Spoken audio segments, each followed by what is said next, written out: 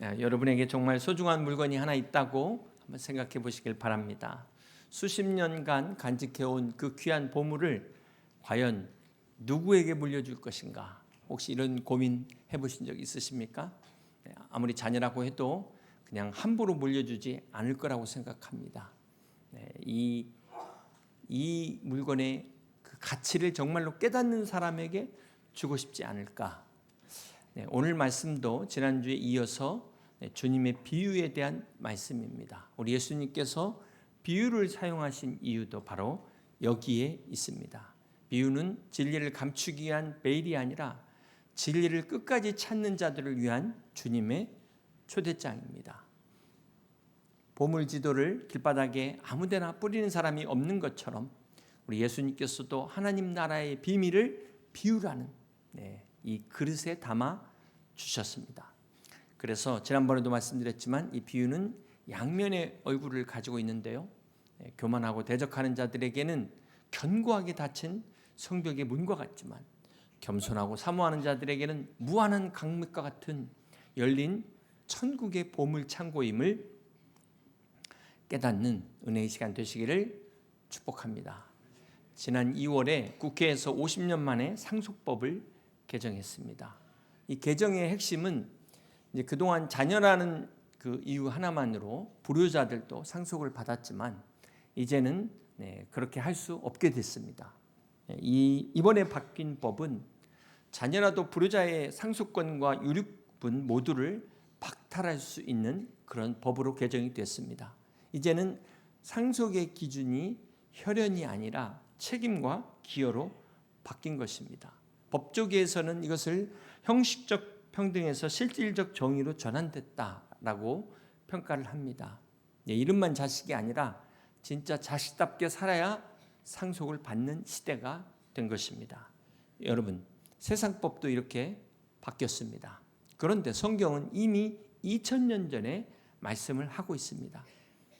하나님의 나라, 하늘나라의 상속도 내가 교회 다니니까, 내가 예배 드리니까 자동으로 주어지는 게 아니라는 것입니다. 무늬만 크리스찬들에게 하나님께서 천국을 유업으로 주시지 않는다는 것입니다. 바로 이 진정한 하나님 나라의 가치를 깨닫는 자에게 주시기 원하는 그것이 하나님의 마음이고, 그래서 오늘 본문 마태복음 25장도 주님께서 비유로 말씀을 하신 것입니다. 이 마태복음 25장은 이제 우리 주님께서 모든 사역을 마무리하시면서 마지막으로 세 편의 비유를 말씀하십니다. 첫 번째가 열처녀 비유고요. 두 번째는 달란트 비유입니다. 그리고 마지막 세 번째가 양과 염소의 이 세 가지 비유가 각기 다른 이야기처럼 보이지만 이것도 역시 동일한 하나의 주제를 이야기하고 있습니다. 그래서 오늘도 시간은 비록 부족하지만 하나하나 따로따로 세세하게 보기보다는 이 세 개의 전체의 이야기가 공통적으로 주는 주제의 관점으로 함께 말씀을 나누려고 합니다. 그렇다면 어떤 주제일까요? 첫 번째 열처녀 비유에서는 마태복음 25장 5절입니다. 신랑이 더디옴으로 다 졸미어 잘세. 여기에서 핵심 키워드는 더디온다는 것이고, 두 번째 달란트 비유에서도 19절입니다. 오랜 후에 그 종들의 주인이 돌아와 그들과 결산할세. 자, 여기에서도 핵심 키워드가 오랜 후에 돌아와라는 것이고요. 세 번째 양과 염소의 비유 31절입니다. 인자가 자기 영광으로 모든 천사와 함께 올 때에 자기 영광의 보좌에 앉으리니. 자, 여기에서 핵심 키워드 인자가 즉시 오지 않고 때가 차서 오신다. 이 세 가지 비유의 공통점이 주님이 더디 오신다. 바로 주님의 지체. 이 세 가지가 공통적으로 이 하나의 주제를 말씀하고 있습니다. 사랑하는 성도 여러분, 주님은 내가 속히 오리라고 말씀하셨습니다. 그런데 지난 2000년 동안 지체하시다 보니까 사람들이 기다리다 지쳐서 아예 안 오시다 보다 이렇게 생각하는 사람들이 있다는 거예요. 어떤 사람이 기도하다가 하나님께 물었습니다. 하나님, 성경에 보니까 하나님께는 1000년이 하루 같고 하루가 1000년 같다고 말씀하셨는데 정말 그렇다면 하나님 이 1000억 원, 이 얼마나 큰 돈입니까? 그랬더니 하나님께서는 그거는 내게 1원과 같다, 이렇게 말씀하셨다는 거예요. 그러니까 이 사람이 신이 나갔고, 그러면 하나님 저한테 1원만 주세요. 그랬더니 하나님께서 빙그레 웃으시면서 그래 하루만 기다려라 그랬답니다. 여러분, 주님께서 지난 2000년 동안 지체하신 것을 이 말씀에 의하면 이틀에 불과한 사건이다. 이틀에 불과한 사건. 오늘 이 세 가지 비유는 마지막 심판에 관한 말씀입니다. 이 마지막 심판에 관한 세 가지 비유를 통해서 오늘 우리에게 주시는 교훈을 함께 살펴보기를 원합니다. 먼저 첫 번째 열처녀의 비유에서 이 열이라는 숫자를 주목할 필요가 있습니다. 유대인들에게는 이 10이라는 게 회중을 구성하는 데 필요한 최소 인원입니다. 이것을 유대교에서 미냔이라고 했는데요. 유대인들이 가는 데마다 회당을 세우잖아요.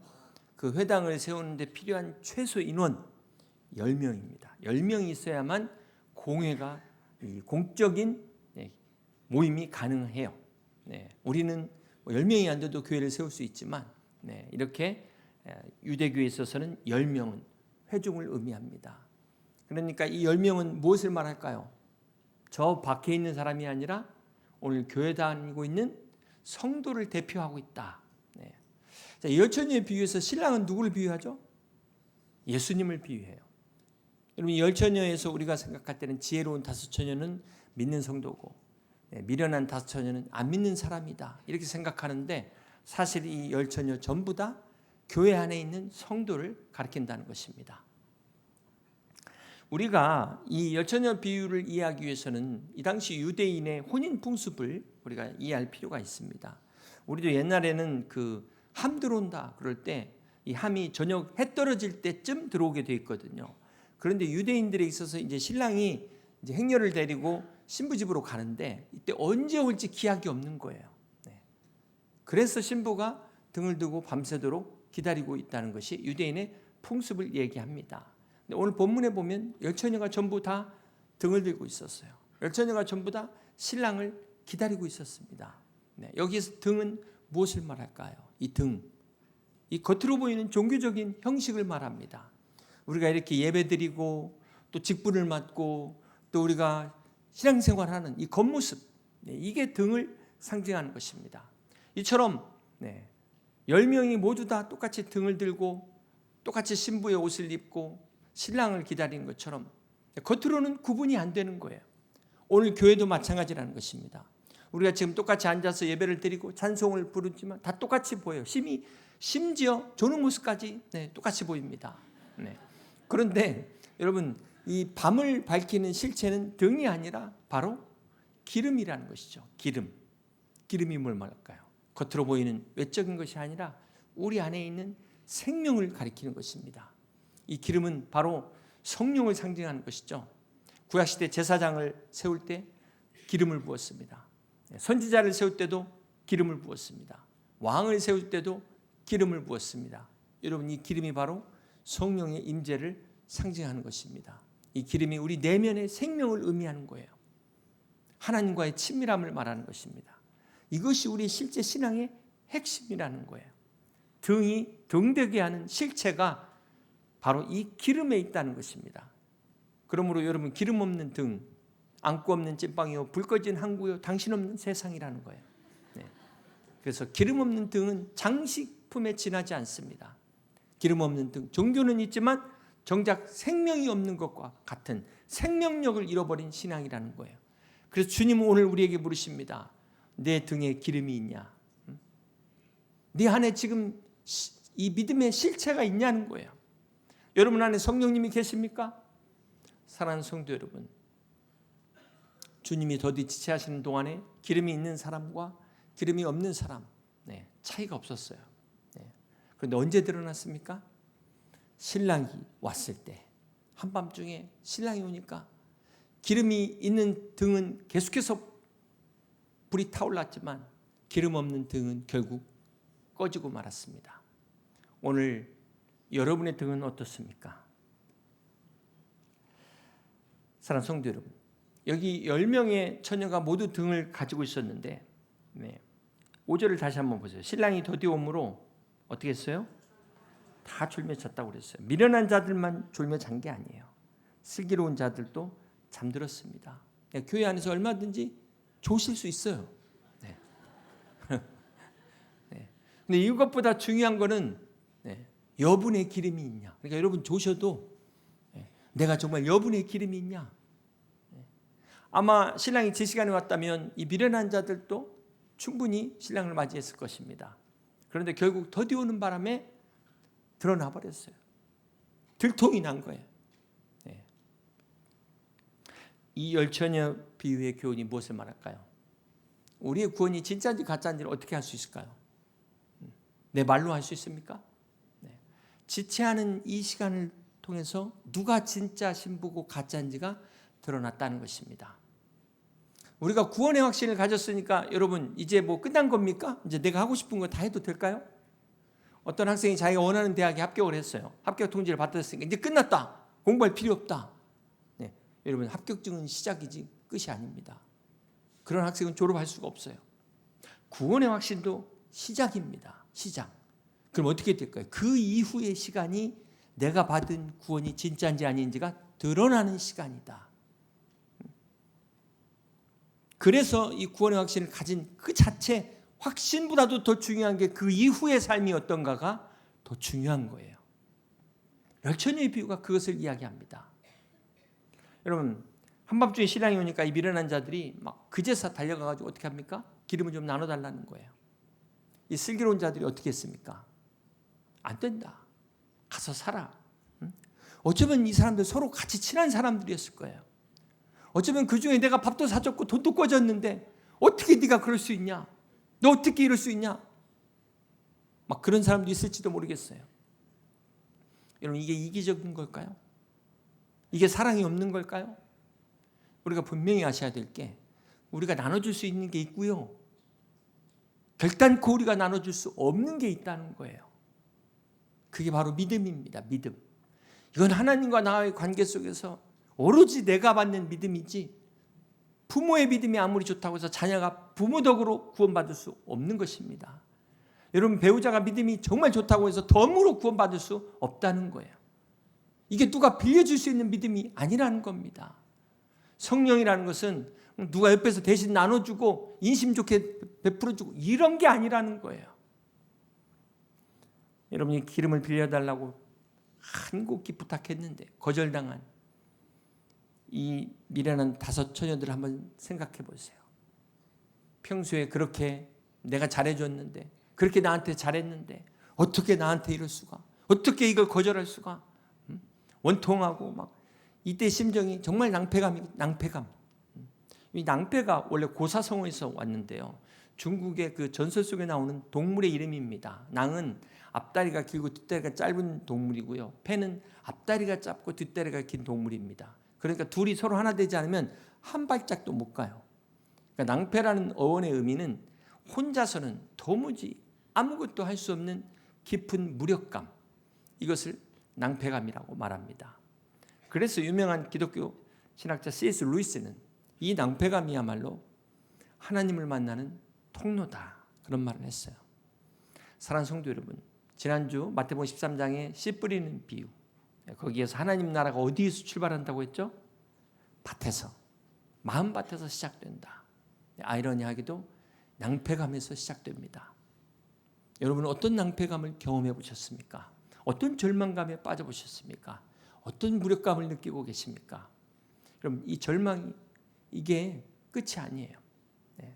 이것은 오히려 나는 할 수 없지만 하나님은 하실 수 있습니다. 전능하신 하나님 앞에 나오는 은혜의 시작이라는 거예요. 은혜의 시작이다. 우리 예수님께서 마태복음 9장 12절에 이렇게 말씀하셨습니다. 건강한 자에게는 의사가 쓸데없고 병든 자에게라야 쓸데있느니라. 여러분 아무리 유명한 명의가 앞에 있어도 내가 환자가 아닌데 무슨 필요가 있겠습니까? 영적으로도 마찬가지입니다. 나는 괜찮지. 이 정도면 나 같은 사람 있으면 나와봐. 이런 사람 안에는 십자가의 복음이 들어갈 자리가 없어요. 우리 하나님 인격의 하나님이시기 때문에 전능하신 하나님도 그 사람 마음 안에는 들어가실 수가 없는 거예요. 현대인은 다 가면을 쓰고 살고 있습니다. 아바타 같은 자기 의라는 가면을 가지고 나 정도면 훌륭하지, 나만한 사람 있으면 나와봐라, 막 이런 안에 무슨 복음이 들어갈 수가 있겠습니까? 환자가 아니라고 우기는 사람 앞에 의사가 무슨 처방을 내릴 수가 있겠습니까? 그러므로 신앙의 첫걸음은 내 가면을 벗는 것에서 시작됩니다. 내가 가면을 벗고 비로소 내 모습을 보는 거예요. 주님, 내가 환자였네요. 나한테 치유가 필요합니다. 주님 없이는 한 걸음도 내가 걸을 수 없습니다. 율법이 이걸 깨닫게 하잖아요. 그래서 주님 앞에 나가는 것입니다. 그러므로 우리가 주님 앞에 나오기 전에 내 힘, 내 노력은 파산 선고를 받아야 돼요. 그래야만 진정으로 예수님을 만날 수 있는 것입니다. 여러분 지금까지 살아오시면서 한 번도 절망하신 적이 없으십니까? 혹시 낭패당한 일 없으십니까? 이 미련한 처녀들도 신랑이 오기 전까지는 그런 일이 없었어요. 편안했어요. 그냥 등 들고 남들처럼 기다리고 아무 문제가 없었다는 거예요. 그런데 언제 깨달았어요? 신랑이 오고 나서 깨달았어요. 너무 늦게 깨달았어요. 때가 늦었다는 것입니다. 사랑하는 성도 여러분, 오늘 본문의 혼인잔치는 바로 천국잔치를 의미합니다. 그런데 놀라운 것은 여기에 절반이 천국에 들어가지 못했다는 거예요. 절반이. 오늘 여러분의 등에 불이 켜져 있습니까? 혹시 등만 들고 있지는 않습니까? 혹시 여러분의 등에 불이 꺼져가고 있지는 않습니까? 더 늦기 전에 깨달으셔야 돼요. 지금이라도 진짜로 낭패당하기 전에 깨닫고 돌아오시기를 주님의 이름으로 축복합니다. 이것이 첫 번째 열처녀의 비유가 주는 교훈입니다. 두 번째 달란트의 비유도 같은 주제죠. 여기서 주인은 누굽니까? 똑같아요. 예수님. 앞으로도 마찬가지고. 여기서 종들은 누구라고요? 믿는 사람들이, 믿는 사람 전부 다. 이 두 번째 비유도 믿는 성도들에게 주시는 말씀입니다. 자, 키워드가 19절에 아까 뭐라고 얘기했죠? 오랜 후에 그 종들이 주인이 돌아와 그들과 결상했을 때. 여기서도 주인이 지체합니다. 그런데 주인이 돌아오기 전에 무슨 일이 있었냐면 여러분 아시는 것처럼 5달란트, 2달란트 받은 종들이 열심히 일해가지고 2배로 남겼어요. 그래서 주인이 돌아왔을 때 잘했다 막 똑같이 칭찬을 받았습니다. 그런데 1달란트 받은 사람은 어떻게 됐을까요? 땅에 묻어가지고 주인이 돌아왔을 때 뭐라고 이야기합니까? 24절입니다. 1달란트 받았던 자는 와서 이르되 주인이여 당신은 굳은 사람이라 심지 않은 데서 거두고 해치지 않은 데서 모으는 줄을 내가 알았으므로 두려워하여 나가서 당신의 달란트를 땅에 감추어 두었나이다. 여기서 1달란트 받은 종이 땅에 묻어둔 이유가 자기가 이야기하는 데서 나타나요. 뭐라고 얘기했습니까? 주인을 보고 뭐라고 했어요? 당신은 굳은 사람이다. 스클레로스, 이게 돌 같은 사람이다. 그러니까 막 뭐죠? 이 인색한 사람, 어떻게 보면은 좀 심하게 얘기하면 가혹한 사람. 그래서 뭐라고 말합니까? 두려워하여 무섭게 본 거예요. 심판자, 감시자로 보고 숨었다는 거예요. 여러분 하나님을 혹시 이렇게 보시는 분 계세요? 두려운 하나님, 알짤없는 하나님, 막 내가 죄 짓는 거 끝까지 막 하나님께서 징계하시는 하나님. 혹시 이렇게 생각하시는 분 계십니까? 그런데 5달란트와 2달란트는 달랐어요. 이들의 동기가 주인의 말씀에서 나타납니다. 21절입니다. 선된 종아 내가 적은 일에 충성하였음에 내가 많은 것을 내게 맡기리니 내 주인의 즐거움에 참여할지어다. 내 주인의 즐거움에 참여할지어다. 여기서 이들의 동기를 볼 수가 있어요. 이들이 두려움 때문에 한 게 아니라는 거예요. 억지로 의무감 때문에 한 게 아니라 주인의 즐거움에 참여하고 싶어서 자원했다는 겁니다. 또 하나 힌트가 16절입니다. 5달란트 받은 자는 어떻게 했어요? 바로 가서. 여러분 만약에 두려움이나 어떤 보상 때문에 했다면 바로 가지 못했을 거예요. 고민했을 겁니다. 그리고 계산기 두드렸을 거예요. 손익을 따졌을 거예요. 그런데 바로 갔다는 건 뭘 말합니까? 주인의 기쁨에 참여하고 싶은 그 열망이 즉각적 순종을 이끌었다. 그래서 5달란트, 2달란트 받은 이 종은 주인에 대해서 어떤 마음을 가지고 있어요? 사랑의 마음을 갖고 있는 거예요. 감사의 마음을 갖고 있는 거예요. 여러분은 어떻습니까? 여러분 하나님에 대해서 어떤 마음을 가지고 계십니까? 이 5달란트, 2달란트 받은 사람처럼 감사와 사랑의 마음을 가지고 계십니까? 아니면 이 1달란트 받은 사람처럼 하나님을 두렵고 인색한 그런 하나님으로 생각하고 계십니까? 여기에 또 한 가지 1달란트 받은 종의 문제가 비교하고 있다는 겁니다. 비교. 저 사람은 5 받았는데 나는 1 달란트밖에 못 받았어. 쟤는 2이나 받았는데 나는 고작 1 달란트야. 이렇게 비교했다는 겁니다.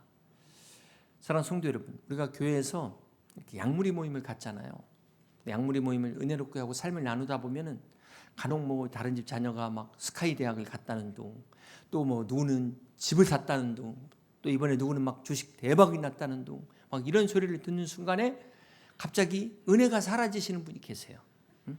갑자기 지금까지 좋았다가 우리 남편은 뭐 하고 있나? 우리 애들은 뭐 하고 있나? 막 원망스럽고 미워지기까지. 이거는 지금 시험에 들어가는 겁니다. 시험에. 그래서 우리가 조심해야 되는 게, 간증하는 사람은 이게 자랑이 되지 않도록 조심하셔야 되고, 또 듣는 사람은 어떻게 해야 돼요? 네. 남의 것 보다가 내 거 소중한 거 잃어버리지 말라는 거예요. 이 1 달란트 받은 사람이 이렇게 된 거 아닙니까? 1 달란트가 결코 작은 액수가 아니에요. 이 당시 노동자 1년 연봉입니다. 근데 이걸 고작 1 달란트라고 평가절하했다는 거예요. 자기 능력은 생각하지 못하고 남과 비교해가지고 열등감에 빠져버린 거예요. 어떻게 됐어요?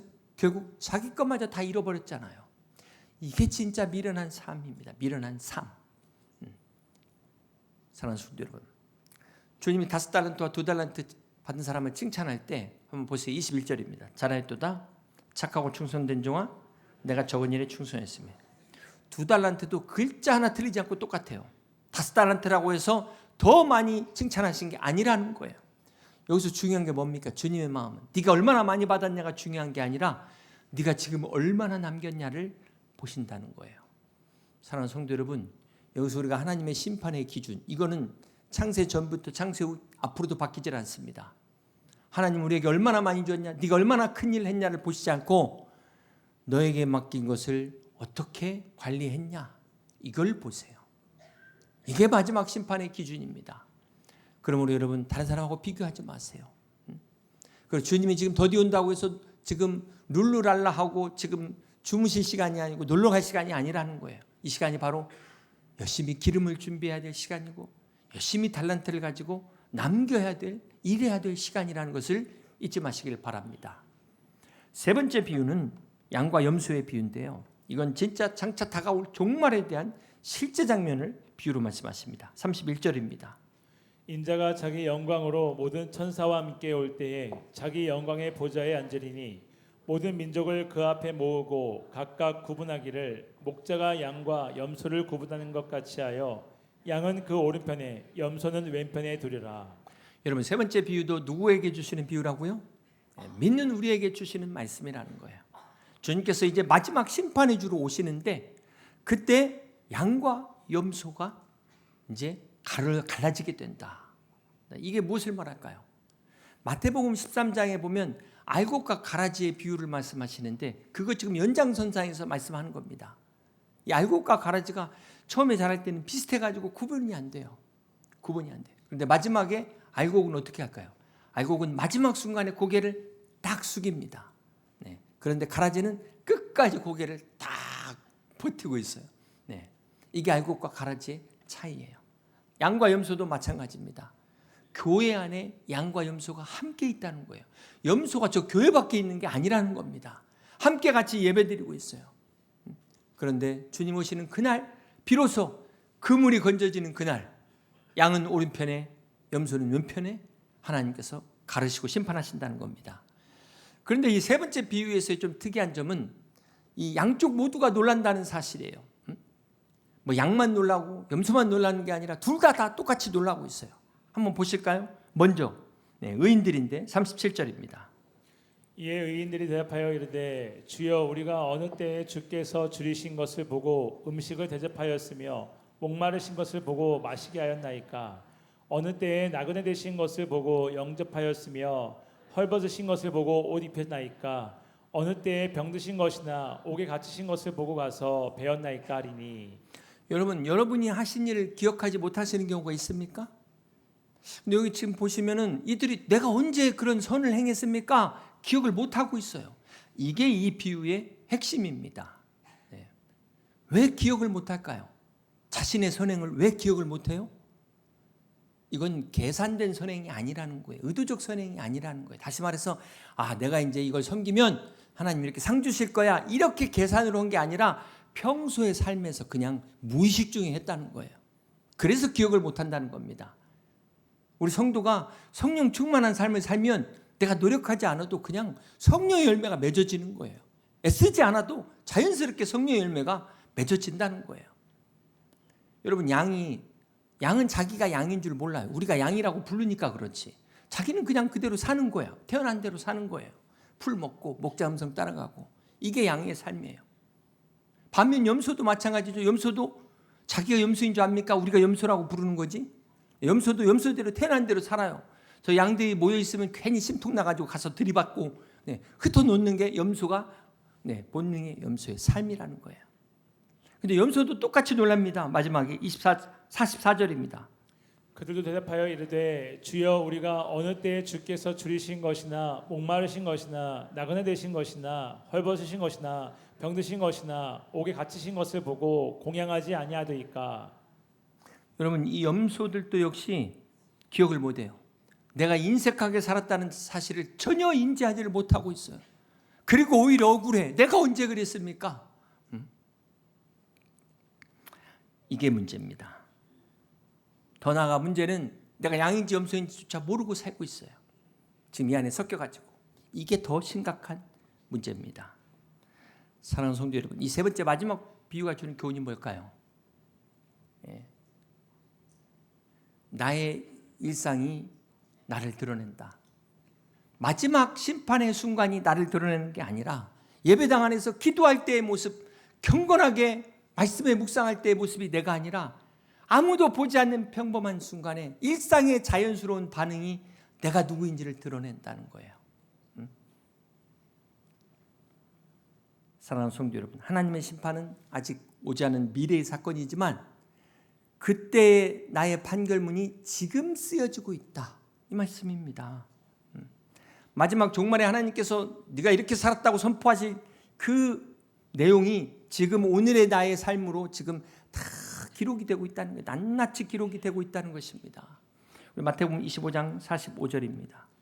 이에 임금이 대답하여 이르시되 내가 진실로 너희에게 이르노니 이 지극히 작은 자 하나에게 하지 아니한 것이 곧 내게 하지 아니한 것이니라. 여러분, 이 지극히 작은 자가 누굽니까? 주님이 말씀하신 지극히 작은 자 하나에게 한 것, 물 한 그릇 떠주고 음식을 제공하고. 여러분, 한 끼 생명 연장할 수 있어요. 하루 생명 일주일 연장할 수 있어요.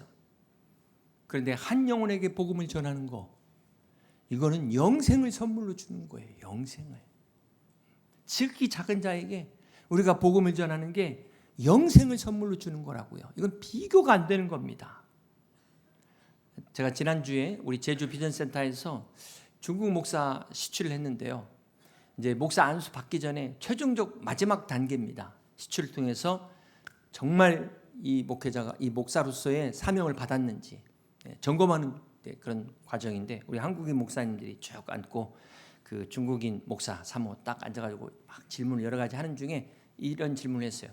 당신이 복음을 전하다가 중국 공안에게 붙잡혀가면 어떻게 하겠나? 그랬더니 대답이 괜찮습니다. 신경 안 씁니다. 깜짝 놀랐어요. 중국 목사들은 공안에 붙잡혀가는 거 당연한 걸로 안 돼요. 다 한두 번쯤은 다 붙잡혀 갔다 왔대요. 복음을 전하다가. 여러분, 이렇게 신앙생활하는데, 같은 하늘 안에서 신앙생활하는데 이렇게 신앙생활하는 사람들도 있어요. 그런데 이런 사람들과 한 번도 복음의 복자도 꺼내본 사람이 없는 사람이 천국에 가서 똑같이 누린다면 이게 과연 공평할까? 여러분, 한번 생각해 보셨습니까? 공평과 공의는 다르죠. 우리 하나님은 공의로우신 분입니다. 공의로우신 분. 여러분 생각해보세요. 복음을 위해서 일평생을 건 사도 바울, 자기의 삶을 다 드린 사도 바울과 강도짓 하다가 죽기 직전에 정말 행운이죠. 예수님 옆에 딱 붙어가지고 죽기 전에 당신의 나라 임할 때 나를 구원하소서, 이 한마디로 구원받은 사람이 똑같다면 이게 무슨 공평입니까? 여러분, 그래서 항상 천국에 가면 개털모자 쓴 사람이 딱 보이면 그 사람이 저 사람이 십자가의 한편 강도구나. 네, 그걸 통해서 우리가 뭘 깨달아야 돼요? 구원이 부끄러운 구원이 있다는 걸 아셔야 돼요. 지옥만한 같이 부끄러운 구원이 있다는 걸 아셔야 돼요. 우리 계시록 20장 12절입니다. 또 보니 죽은 자들이 큰 자나 작은 자나 그 보좌 앞에 서 있는데 책들이 펴 있고 또 다른 책이 펴졌으니 곧 생명책이라 죽은 자들이 자기 행위를 따라 책들에 기록된 대로 심판을 받으니. 아멘. 우리가 구원받는 것은 생명책에 그 이름이 기록되는 겁니다. 생명책에 내 이름이 기록되어 있어야 구원받아요. 그런데 이게 조건은 믿음으로. 네, 우리의 공로가 아니에요. 오직 예수 그리스도를 믿음으로 생명책에 이름이 기록됩니다. 그런데 여기에 다른 책이 있어요. 뭐냐면 자기 행위를 따라 기록된 책이 또 있어요. 여러분, 생명책만 있는 게 아니에요. 여기에 뭐가 기록되냐면 상급이 기록되어 있어요. 상급. 그래서 우리가 뭘 구분하셔야 됩니까? 은혜로 받는 구원과 행위의 상급을 잘 구분하셔야 돼. 구분하셔야 돼. 이 상급은 여러분이 정말 그 한 영혼을 위해서 흘린 땀 한 방울조차도 잊지 않고 기록되어 있다는 사실을 기억하시길 바랍니다. 사랑하는 성도 여러분, 제가 서두에 상속법 개정을 말씀드린 것처럼 하나님의 나라도 우리가 무늬만 크리스찬으로 우리가 구원받아도 하늘나라를 상속받을 수 없다는 것 기억하시길 바랍니다. 그러므로 주님 오시는 그날 내 이름이 아니라 내 기름이, 내 직분이 아니라 내 충성이, 내 고백이 아니라 내 순종이 바로 내 믿음을 증명하게 될 것입니다. 이제 말씀을 정리합니다. 사랑하는 성도 여러분, 주님께서 이 사역을 이제 마무리하시면서 말씀하시는 이 세 편의 비유가 하나의 결론을 이야기합니다. 그런즉 깨어있으라. 그렇다면 오늘 깨어있는다는 것이 무엇인가? 주무시지 않는다는 게 아니고 세 가지 비유를 정리하면 첫 번째, 열처녀는 기름을 준비하는 영성의 시간을 가지라는 것입니다. 두 번째, 달란트의 비유를 통해서 우리에게 주신 달란트, 사명을 감당하는 시간을 가져야 돼요. 마지막 세 번째, 양처럼 지극히 작은 자를 사랑으로 돌보는 순종의 시간이 있어야 되는 것입니다. 이것이 깨어있는 모습이에요.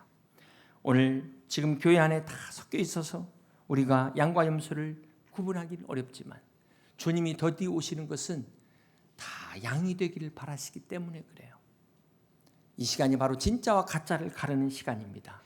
그러므로 주님이 더디 오시는 게 아니에요. 기다리는 것은 멈춰 있는 것이 아닙니다. 잠들어 있는 것이 아닙니다. 깨어서 준비하는 시간입니다. 사랑하는 성도 여러분, 주님 반드시 오십니다. 베드로후서 3장 8절입니다.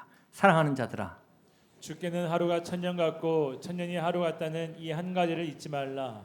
주의 약속은 어떤 이들이 더디다고 생각하는 것 같이 더딘 것이 아니라 오직 주께서는 너희를 대하여 오래 참으사 아무도 멸망하지 아니하고 다 회개하기에 이르기를 원하시느니라. 그러나 주의 날이 도둑같이 오리니 그날에는 하늘이 큰 소리로 떠나가고 물질이 뜨거운 불에 풀어지고 땅과 그 중에 있는 모든 일이 드러나리로다. 아멘. 사랑하는 성도 여러분, 주님 반드시 오십니다. 오늘도 주님은 더디 오시는 것 같지만 우리가 이 시간 속에서 기름을 준비하는 슬기로운 성도가 되시길 주님의 이름으로 축복합니다. 여러분의 달란트를 남길 수 있는 충성된 성도가 되시길 주님의 이름으로 축복합니다. 지극히 작은 영혼에게 복음을 전할 수 있는 그러한 주님이 기뻐하시는 귀한 양들이 되시길 주님의 이름으로 축복합니다. 그런즉 깨어있으라.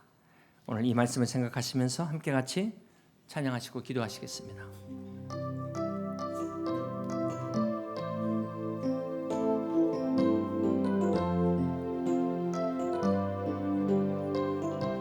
주님 다시 오실 때까지, 주님 다시 오실 때까지 나는 이 길을 가리라. 좁은 문 좁은 길, 좁은 길 나의 십자가 지고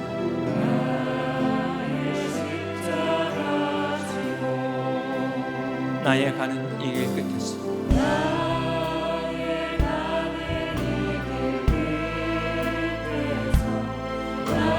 나는 주님을 보리라. 영광의 내 주님, 내 주님 나를 맞아주시니 이 시간 함께 같이 기도하기를 원합니다. 사랑하는 성도 여러분, 신앙은 내 힘으로 내가 노를 젓는 몸부림이 아니라 나의 돛을 내리고 성령의 바람에 모든 것을 맡기는 믿음의 여정입니다. 주님께서 분명히 다시 오신다고 말씀하셨는데 오늘 우리가 깨어 있어서 주님이 더디 오시는 것 같은 이 시간을 슬기로운 다섯처럼 5달란트 2달란트 받은 종처럼 지혜로운 양처럼 준비할 수 있는 믿음의 성도들 다 되시기를 우리가 이 시간 함께 같이 기도하겠습니다.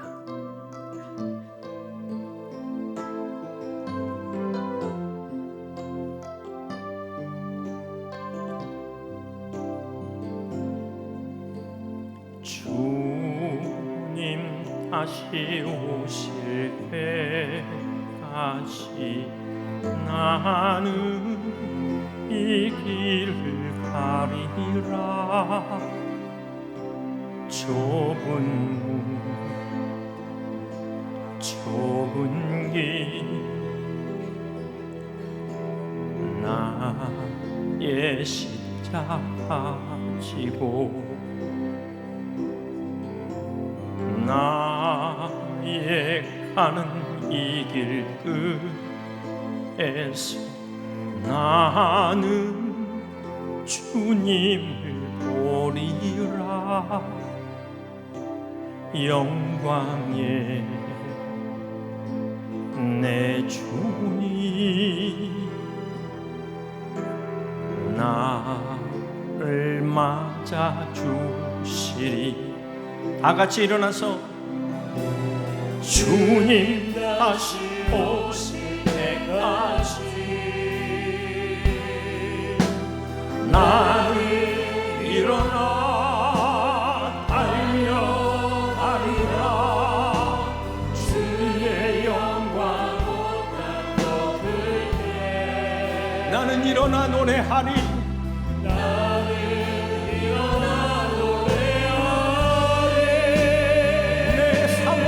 주님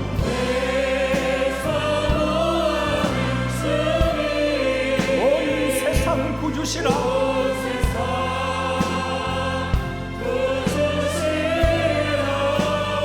내 사모하는 주님 영광의 왕이시라.